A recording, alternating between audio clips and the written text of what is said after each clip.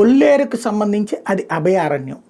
దాంట్లో ఆక్రమణలు తొలగించమని గతంలో సుప్రీంకోర్టు ఆదేశిస్తే ఒక సాధికారక కమిటీ కూడా వేస్తే దగ్గరుండి ఆ కమిటీ 2 జిల్లాలకు సంబంధించినటువంటి అప్పుడు లవ్ అగర్వాల్ పశ్చిమ గోదావరి జిల్లా కలెక్టర్ ఉమ్మడిగా ఉన్నప్పుడు కృష్ణా జిల్లా కలెక్టర్ నవీన్ మిట్టల్ ఇద్దరికి కూడా 45 రోజులు గడువిచ్చి దాంట్లో ఉన్నవన్నీ ధ్వంసం చేసి తీరాలి అంటే మొత్తం కొల్లేరు కాదు ఆ దారి మొత్తాన్ని ధ్వంసం చేసి తీరాలంటే ధ్వంసం చేసినటువంటి పరిస్థితి ఆ రోజున జరిగింది. దాని ఇంపాక్టే ఆ తర్వాత బుడమేరు వరదలు రాలేదు. బుడమేరుకి సంబంధించి మళ్ళీ మునిగింది మొన్ననే.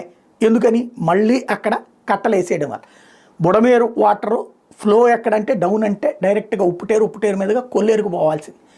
అక్కడ ఎప్పుడైతే కట్టలు కట్టేశారో ఇక్కడ మళ్ళీ బుడమేరు పొంగినటువంటి సందర్భంలో శాస్త్రంగా పొంగిన తర్వాత ఒక రోజులో వెళ్ళిపోవచ్చు ఆ కింద కనుక ప్రాబ్లం లేకపోతే. బట్ అట్లాంటి పరిస్థితిని ఫేస్ చేస్తుంది. వాస్తవంగా అయితే ఇక్కడ బుడమేరుని ఇటు కృష్ణానదిలోకి మళ్ళించేశారు కాబట్టి ఆ కింద ప్రాబ్లం లేదన్నటువంటి రూట్లో మళ్ళీ కట్టేసి